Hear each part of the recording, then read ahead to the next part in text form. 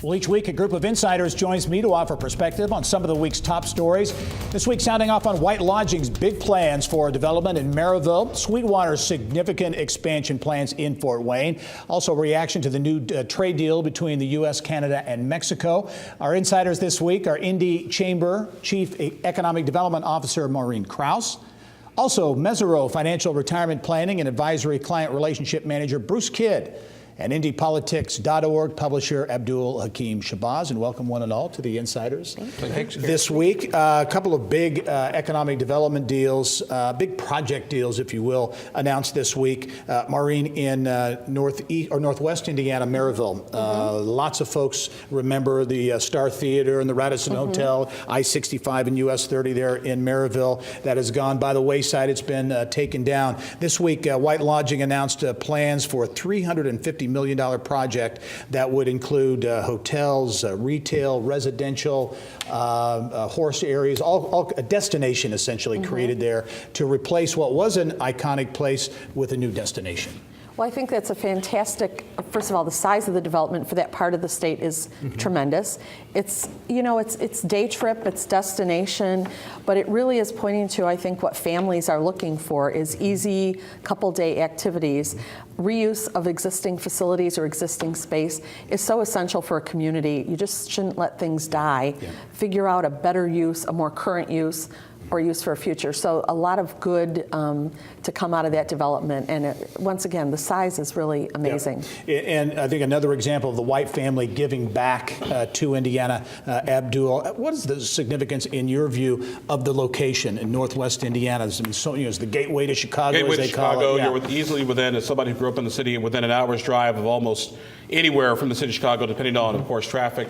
You can bring people to northwestern Indiana. It sort of also revitalizes that area. I always kind of jokingly say Northwest Indiana sometimes tends to be sort of the Forgotonia of Indiana when we talk about development and where things are going. But it shows that once again, every part of the state is vibrant, healthy, and and making a comeback. Yeah. Another big announcement this week came in Northeast Indiana in Fort Wayne with a great Indiana entrepreneurial success story.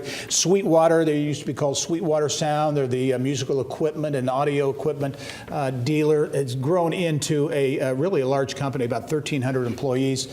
Bruce, this week announced plans to add 1,000 additional jobs with a $76+ million investment.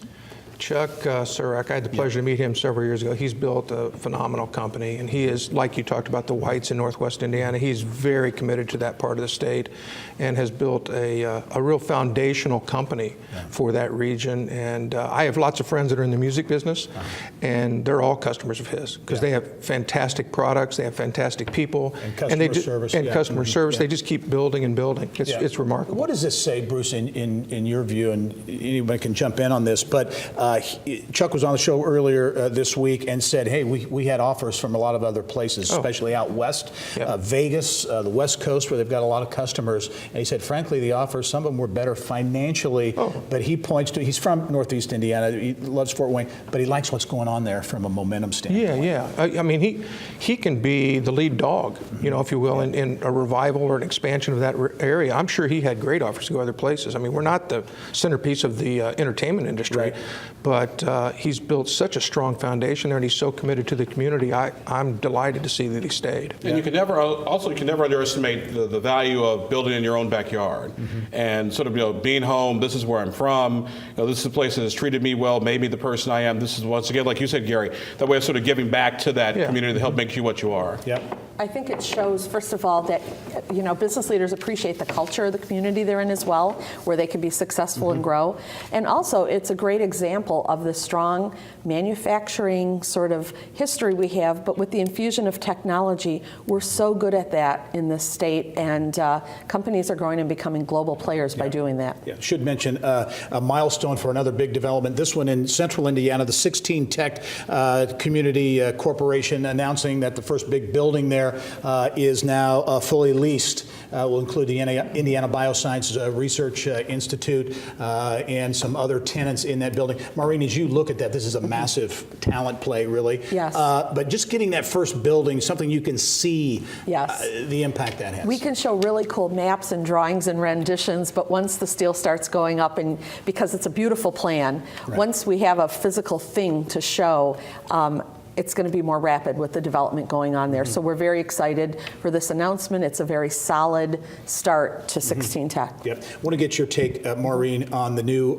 trade agreement between the U.S., Mexico, and Canada, replacing NAFTA. It's the United States, Mexico, Canada agreement, right? Yes. There you go. Very good. Yes, yes. Now, the trade tariffs on steel, aluminum, not part of this, Right. but agriculture is a big part of this agreement. Yeah, Your and take on what it's going to. I think even in Indiana, the steel component of all of these trade discussions and tariff discussions has been big and is still impacting our companies. The uncertainty is still causing companies to see rising prices. We hear of layoffs in different spots. But I think a little bit agriculture's been forgotten. And when you look at the trade agreements, including the new NAFTA, because I still can't let it roll off my tongue, the right. USCMTA or whatever.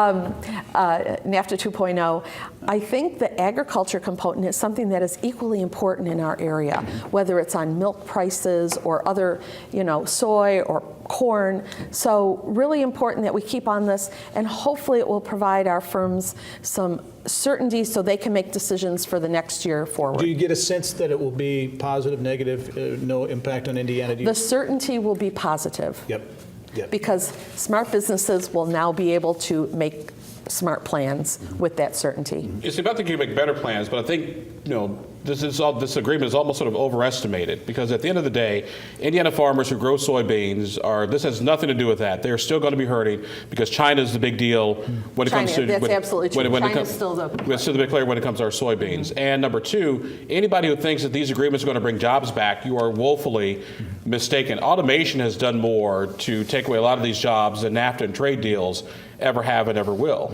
The other thing that doesn't get in this, and not to start a whole new segment here, but immigration policies have impacted our agriculture community as well. Hence the need for automation if you have less workforce available. So that's another factor that really, there's several different things at play here. Gotcha. Bruce, I want to get your take on a report out this week on Indiana's tax climate. Once again, some good news for the state. Washington, D.C. based tax foundation's state business tax climate ranks Indiana number 10 in the country, and again, number 1 in the Midwest. Yeah. This is a long-standing highlight of our state, that it's a great place to do business, and part of that is our tax structure. We've top 10 for years now, have we not? Yep. And as we were talking off camera, if you look at some of the states that are in front of us as far as top 10, I would be hard-pressed to believe that those states are going to recruit the kind of companies that we're recruiting to our state to set up shop. They might have great tax bases, but I don't know that they've got the infrastructure, the support, the higher education, the workforce that we have. And so I think we're in a terrific position for the next decade. Very good. Before we leave, Abdul, I want to get your take on State School Superintendent Jennifer McCormick unleashing her legislative agenda, but really making big news because you were there. She said, hey, I'm not running for re-election. Yeah, we were there for, just for end of session, sort of begin next session report, what she was going to do. Next thing you know, oh, by the way, I'm not running again. Well, what? Yeah. And so she said, some of the noise, some of the back and forth she'd have with lawmakers, shocking to the point, but if you sort of follow this career along, not really surprising, because the superintendent just never could quite break through some of that educational glass ceiling that had been there in the legislature. Do you think this pushes then, there's been talk of making that position appointed, right? Yeah, the law was changed last session to make it 2024. With her not running again, I wouldn't be surprised if it's come 2020. Move that up. Okay, very good. Abdul-Hakim Shabazz, Maureen Krause, Bruce Kidd, thank you one and all, and we'll be right back.